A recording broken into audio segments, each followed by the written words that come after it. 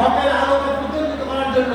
আল্লাহর পক্ষ থেকে রাসূল হিসাবে, মেসেঞ্জার হিসাবে, দূত হিসাবে সারা বিশ্ববাসীর জন্য রহমতুল আলামিন হিসাবে যা দলিল হয়েছে ওমা আরসালনাকা রাহমাতাল লিল আলামিন আরেকটা বলতে ولا معين ولا الوان يعني اسماء واحمر في كل اللسان الذين يتكلمون في زرع كلها তিনি কোন জাতির জন্য কোন বর্ণের জন্য কোন রঙের মানুষের জন্য সাদা কালো লাল সবার জন্য এমনকি আপনার অ্যাকশন করতে ভাষা আছে কোন ভাষার মুখাসাসা নির্দেশনা সমস্ত পৃথিবী সেই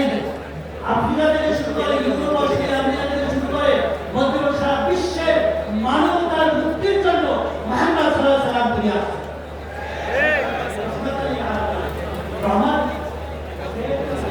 আজকে হিন্দু ব্রাহ্মণ মুসলিমদের এই দেশে আমরা এই পর্যন্ত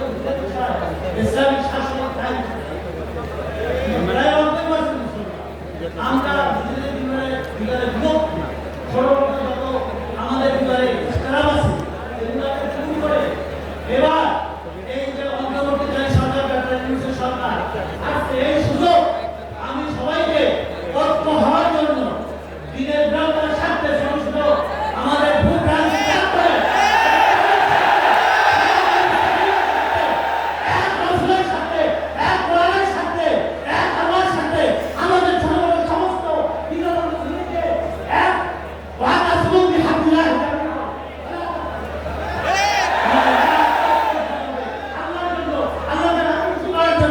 আমাদের ভিতরে সমস্ত অহংকার আমি বড় আমি ছোট সবাই সমান তাকওয়া আক্রমণ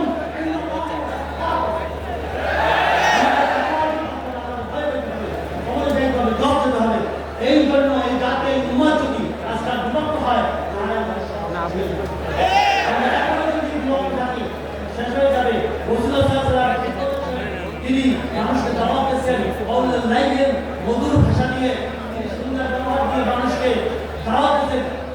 পৃথিবীর মানুষ আস্তে আস্তে এখন প্রায় 200 কোটি মানুষ তাওহীদের কথা বলে আসছে ঠিক কি না আমরা কিন্তু মুসলিমদের বাংলাদেশে ইসলামী শাসন হুকুমত চাই করতে পারবো কি পারবো না আমাদের কত হতে হবে কি হবে না আমাদের রাস্তা ভুলে যেতে হবে আমরা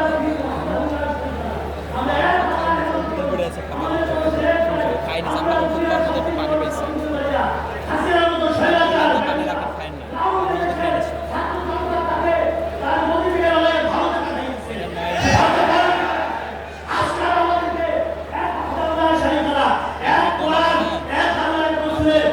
ঐক্য হয়ে আমাদেরকে দেখাই দিতে হবে না বাংলাদেশের মুসলমান এক ইসলামী শরীয়ত ব্যাপারে ইসলামী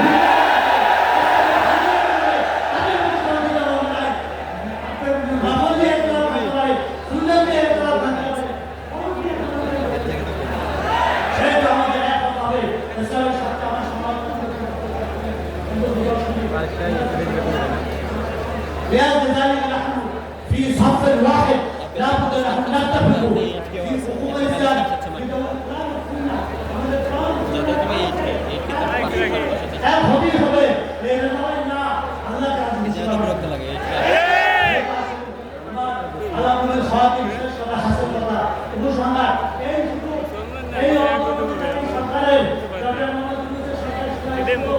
আমাদেরকে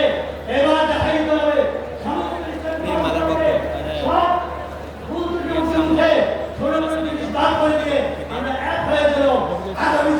ইসলামের পক্ষে রাসূলের পক্ষে দ্বীনের পক্ষে কাজ করতে পারি সেই পর্যন্ত চাহিদা করতে চাইতে হবে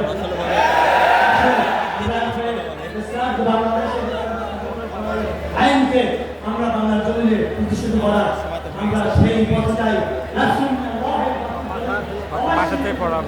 আসসালামু আলাইকুম ওয়া রাহমাতুল্লাহি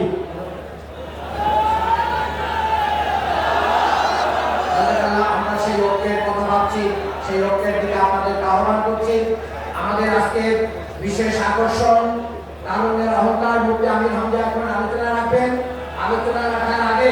আমরা এই মঞ্চটা রেডি করবো। এখানে মিডিয়ার টেবিলটা সরিয়ে আমরা চেয়ার দেবো। আমাদেরকে কয়েক মিনিট সময় দিবেন। এই ফাঁকে